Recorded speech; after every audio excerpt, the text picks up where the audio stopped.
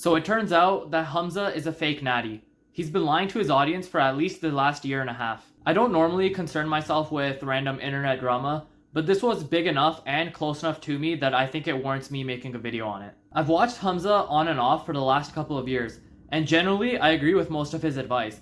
And although a lot of his bodybuilding advice was admittedly pretty mid and meh, in my opinion, I still didn't think he was on the juice for the most part. Just recently though, Hamza came out and admitted that he had been injecting testosterone for the last 1.5 years, and this was really done after his former friend exposed him in a YouTube video. More on that in a second. Overall, so many issues arise from the fact that Hamza has now come out and the truth has been revealed that Hamza has been a fake natty for the last 1.5 years at least, and I want to discuss all of that in this video. First and foremost, as I just mentioned a little bit ago, Hamza really only came out because his friend outed him. Now, this is a bit of a long story, but Hamza had this guy who he used to work with who was his video editor in the past and also did a lot of other stuff behind the scenes. And I guess they've had a bit of a falling out in the time since then, and there have been some issues. And on that, Hamza definitely looks like he's done more of the wrong than the other guy whose name is Sam. But so they've been going back and forth sort of at each other's neck for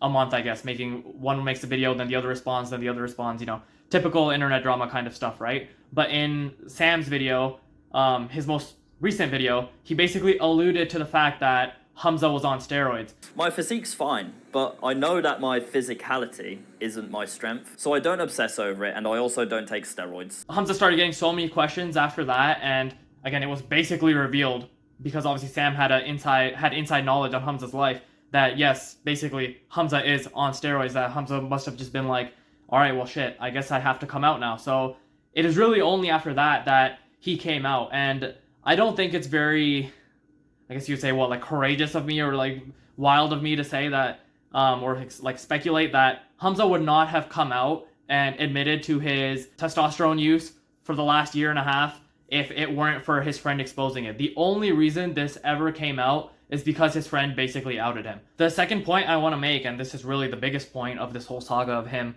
coming out as a fake natty, is that he lied. That's the entire point of being a fake natty. He lied about not being on testosterone for the last year and a half, and maybe he never outright lied, but it's certainly a lie by omission, and especially when Hamza's brand relies a whole lot on fitness. Like, fitness is a huge part of his brand, and the fact that he never mentioned that, in my opinion, at the very least, obviously it's a lie by omission, and now some people might debate, is a lie by omission actually a lie? In my opinion, the intent and sort of context is clear, and really this is a lie because he's selling you a bunch of fitness courses and fitness programs. He has actual like fitness courses and programs on his like paid products and whatever that he's selling to you. He's basically selling you a dream, and he's not giving you the full story. He's selling you his fitness courses like, oh, here, look, this is what I did to get this big physique, but in reality he's been taking testosterone for at least the last year and a half, so he's not giving the full picture, and in my opinion that is a lie by omission, and that is a lie. Another kind of funny thing is that Hamza always tries to act like he's an open book. That's another big part of his brand. A big part of his brand is that he always mentions that, hey, look, I'm always like the most honest about my own experiences. I tell you stories of myself that are like super duper embarrassing, but it's, to show you and that you can learn from it. Like, generally his brand is being as honest as possible and giving his audience, basically letting his audience learn from his own mistakes. If you want to bury me, if you want to go and expose every bit of my private details, bro, honestly, you could fucking destroy my life. Go ahead. It'll be nothing that I haven't already said to the camera. Apparently he's so much of an open book, but not in this scenario, even though he's an open book. No, this he kept hidden for some reason. Why? It doesn't make sense if he's just being honest, right? It really makes it sound like something nefarious is going on behind the scenes. And really, it is. To exemplify this sort of talking point to the furthest extreme I can take it, just 1 month ago, he made a video quite literally titled, How I Increased My Testosterone. And obviously he talks about a lot of the actual things that'll improve your testosterone naturally, like, getting sunlight, eating the right kinds of foods, stuff like that. But nowhere in that video, again, just 1 month ago, did he mention that I'm taking testosterone. If he was such an open book like he claims to be and whatever, why wouldn't he just mention that, right? If it was really just to have his viewers benefit from the experiences that he gets in his life and all the things he learns, he would just be honest about that. Maybe he could have still said like, hey, I'm not saying you should hop on testosterone, but at the very least he could have said I am on testosterone. But no, he didn't. He made that video about testosterone, talking about himself, commentating on it as if he is an authoritative figure, right? Without mentioning that he's literally injecting testosterone. All in all, his lie really obviously doesn't serve his image any good, but sort of beyond his image, it's really irresponsible of him, I think, to have been a fake natty like this, because like most other YouTube influencers, fitness influencers, right? He has like a very young audience. Most of the guys who watch him are like, I don't know, probably like 15 to 18, 15 to 20, let's say, around that age group, right? And again, fitness is a big part of his brand. He's selling courses and stuff related to fitness. And now this whole time he's talking down to his audience about a lot of things, but even fitness being one of them, right? Like, oh, you need to do better. You need to do this. You need to do that. You need to buy my courses, stuff like that. And again, all the while he's influencing these young minds, and he's on testosterone. Like, how, like, sort of like conniving really is that? Like, it's just overall just like bullshit. And how are you really supposed to, as someone who agrees with a lot of his advice still, right? Like, how am I supposed to take someone like that seriously? It's just a serious hit on his credibility. Read the comments under his video, and like, that does most of the talking. Everybody is displeased with him. Now, beyond the fact that he lied, if you watch his video where he talks about his experiment with taking or injecting testosterone or whatever it's titled, I know it has the word experiment in there, which is pretty funny. There's just so much coping in there. And the first of the insane copes is that, oh, like, I've been doing it safely. I've been doing it under medical supervision. In this video, I'm going to talk to you about something quite unconventional that I've done, which I researched for years. I did it safely with medical professionals supervising, with blood tests and everything. I'm just going to tell you my experience with this experiment, but that doesn't mean that you should copy me. Sure, that might be the case, right? You might be doing it under medical supervision or whatever, but at the end of the day, there is no real, like, doing it safely. You can sure, like, you can do it safer, but there is no safely at the end of the day. When you start injecting testosterone, your body's own inherent testosterone production is gonna start going down, and your balls can literally shrink and whatever, and you can basically become dependent on TRT for the rest of your life. Other things, like if you're taking steroids, getting to sort of unnatural levels of muscle mass and stuff like that, right? You can quite literally, like, have hypertrophy in your heart. It's called like left ventricular hypertrophy, right? And like, you can just put such a load on your heart that eventually it shortens your life. Your heart is simply not made to sustain like infinite loads. There's only like a certain load that you can put on your heart for it to naturally be able to maintain. And when you're going to be on testosterone and you're going to be basically getting to unnatural, like he even says, superhuman levels or whatever, ultimately that's not helpful. It's going to have health impacts. And the fact that he is basically promoting this to his audience, especially who is a very young audience, as I mentioned earlier, is just frankly like very irresponsible in my opinion. And if you're one of my followers and you're a little bit older, like mid-20s or 30s, you can click on a link that will appear right now, which is the full superhuman body protocol. I've posted it to my advanced channel where I talk for hours about what we're talking about today with way more detail. The next of the insane copes is that he tries to act like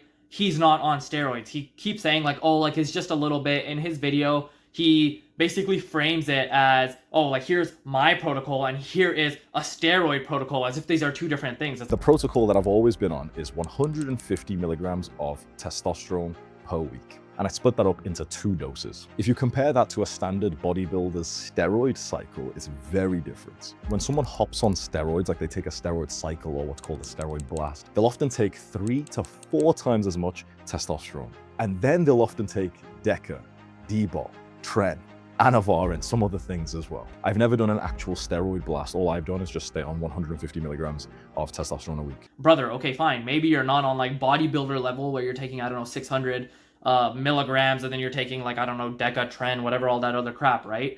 Sure, maybe you're not on that level, but at the end of the day, these are like, it's not my protocol versus a steroid blast. It is my steroid blast versus someone else's steroid blast, you know? Like, just the fact that he is trying to pose it as, oh, it's just TRT, oh, it's not steroids or whatever, is just an insane cope. No, Hamza, it is steroids. Another of his many copes was that there is a war currently on the male endocrine system. But with our generation, we've had a special handicap that almost no other generation before us have had, which is the endocrine warfare that we all live in. Men today have microplastics inside of their testicles, which decreases testosterone. We have chemicals and pollutants in the air and in our food and even in the water that we drink. So it's an uphill battle for men in our generation to have healthy levels of testosterone. The thing is, on that point, I don't even completely disagree with him. I agree with him that, yeah, definitely there is a war on our, especially like the male and female, but let's just keep it male in this point, male endocrine system, right? Again, all these microplastics, all of these estrogens and whatever, they're definitely not helping us at all in increasing our testosterone levels. But that doesn't mean that you just start injecting testosterone. Like there are many health issues with injecting testosterone, as I just talked about. But even then, it's the sort of remedy to, oh shit, there's microplastics, oh man, there's estrogens in the water or whatever. It's not, oh man, let me just hop on testosterone. There's a lot of other things you can do to start eliminating microplastics, eliminating estrogenics from your life. Stop drinking, for example, microplastics, right? Stop eating from like takeout containers. Stop drinking from plastic water bottles. Stop, I guess, just other like, stop wearing like clothes that are quite literally plastic, right? Like polyester, stuff like that. When it comes to the estrogenics, you can get a reverse osmosis water filter and stuff like that. Like the remedy to the current endocrine warfare isn't for me to just hop on testosterone. It's how about let me, get rid of the things that are actually poisoning me instead of introducing another overall in the long term poison on my body. The next cope. He says that he didn't reveal it for so long because he basically wanted to get experience on it before and only basically come out when he really knew what he was talking about and had a bunch of experience, because he acknowledges that he has like a younger audience and he didn't want them to think that he's like promoting it in any way or anything like that. But again, this is just a very convenient sort of like excuse. I don't buy that at all, especially with, again, like I mentioned earlier, his like open book program, like branding, right? Like, oh, I'm an open book. I always share what I say, like my experiences, my life, everything like that, right? Like if that was really, really the case, if he really, truly didn't want to talk about it like an expert when he just started, okay, fine, I respect that, right?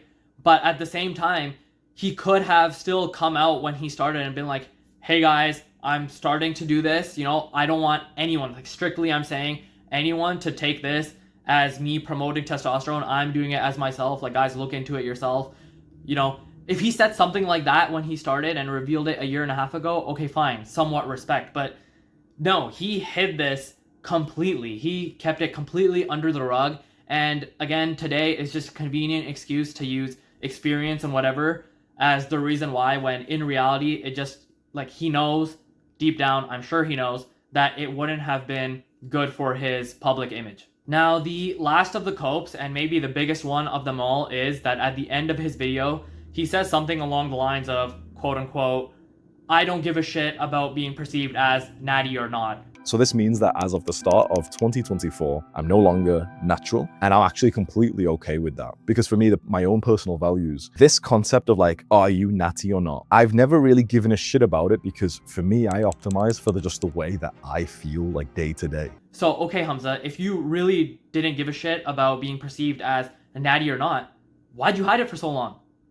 Like, it really just doesn't make sense. You're almost contradicting your entire point and some of the points you made in the rest of the video. If you really did not give a shit, right, about being perceived as natty or not, you would have come out long ago, not 1.5 years later, and even then, after your friend basically outed you. You didn't really come out, you were exposed. Now, another of the many issues with Hamza's steroid use is that Hamza had a kickboxing fight earlier this year. In early 2025, Hamza signed up for a kickboxing fight and he ended up winning it. And now in one of his videos, maybe it was the longer one on his other channel, he does mention that he was off steroids for this fight and sort of like the lead up for the fight, right? But unless you're smooth-brained, you know that it is still incredibly unethical, and he basically cheated. Just because you hopped off the juice, 2 months before the fight or something, let's say 2, 3, 4 months before the fight, right? Doesn't mean that you don't get any benefit from it. Steroids build muscle mass over a long period of time, and yes, when you hop off, you might lose some of the muscle, but you definitely don't lose all of it. There's still a benefit that you get, especially for the next couple of months, maybe years after the steroid use. Okay, fine, it'll go back to normal, but not just 2 or 3 months after. You're gonna have a supreme advantage when it comes to your training and just your overall muscle mass when you are on steroids and when you had been on steroids. So, like, unless you're like 15 and like smooth brained, you should not. You should have the logic to be able to understand that Hamza basically cheated in this fight, and all he may boast about, oh, I won this fight or whatever. How much of that really was because of the fact that he's on steroids. Now, going beyond the cheating aspect of it, Hamza being on steroids before his fight could genuinely be argued to be a crime by many people, and I see exactly where they're coming from. Now, in an amateur fight like the one Hamza fought in, right? I think the expectation really from both sides is that both of us will be coming into this fight naturally, not on some kind of performance enhancing drug like that. It's simply going to be a fight of who's the most skilled fighter, and obviously who's in the best shape naturally. This isn't like the UFC where it's basically an open secret that both people are on things, right? In the UFC, everybody knows that obviously both these fighters are on stuff, right? But this was not the UFC. This was just an amateur fight. And the fact that Hamza was on steroids before the fight gave him an unnatural, quite literally unnatural, superhuman, as he said, advantage in this. And it's one thing if you get a unhuman, supernatural advantage in a sport like basketball or freaking like golf or volleyball or something like that, right? That's different. That's still different. Still wrong, but different. This is quite literally a combat sport. You are getting a superhuman advantage and punching and kicking another man in the face. That is, again, incredibly not only unethical, but some people could even argue, and honestly, I sympathize with the argument that it is arguably a crime. It is arguably attempted blank. I'm not going to say the word, but, it's not far-fetched to sort of think that. You're going into this with the intent that you're going to basically punch and kick someone with an unfair advantage. That other person came into the fight thinking that you were going to play fair, and you didn't play fair. Now, the last sort of main point I want to make about Hamza being on steroids is he even being truthful now? I mean, seriously, why should we believe him? He has already basically lied about being on steroids for allegedly the last 1.5 years. He only came out talking about that because his friend exposed him. And yeah, now while he alleges that it's 1.5 years, who knows, maybe it could be way longer than that. Hamza has been open about recreational drug use in the past as well, so it's hard to really put it past him that he wouldn't be on testosterone even all the way back in his university days. Maybe he had been taking testosterone for a long time, but maybe not the 150 milligrams per week he's talking about now. Maybe, I don't know, back in the day he was only taking 50 grams, and in the last 1.5 years he hopped onto 150 grams, or 150 milligrams, sorry.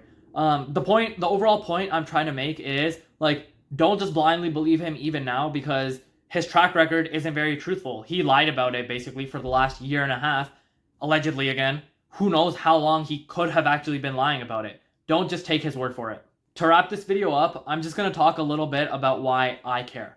Now, first and foremost, the reason I care is that my emphasis and my priority, first and foremost, is health. It is quite literally HFT23, my channel. The H in HFT is for health, right? First and foremost, I care about health. And yes, while I do care about building a nice physique, building big biceps, getting a lot of muscle mass, getting lean and stuff like that, I will never, ever hop on steroids to do it, or basically just do anything that is overall worse for my health to achieve that.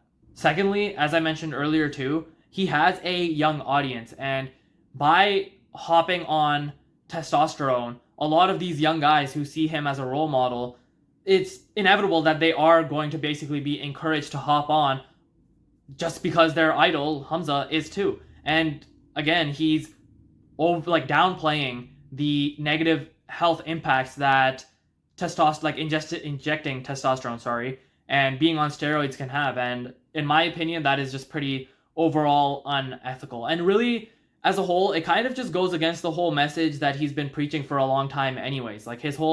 A lot of his spiel has been about Jeffrey versus Adonis, right? People wrote in his comment section too, is injecting testosterone something that Adonis would do? I don't think so. In short, he deceived his entire viewer base. Now, I don't want to deceive you, and if you found this video interesting or informative in any way, first of all, consider subscribing to the channel, but also consider visiting the link in my description and visiting my free Skool community.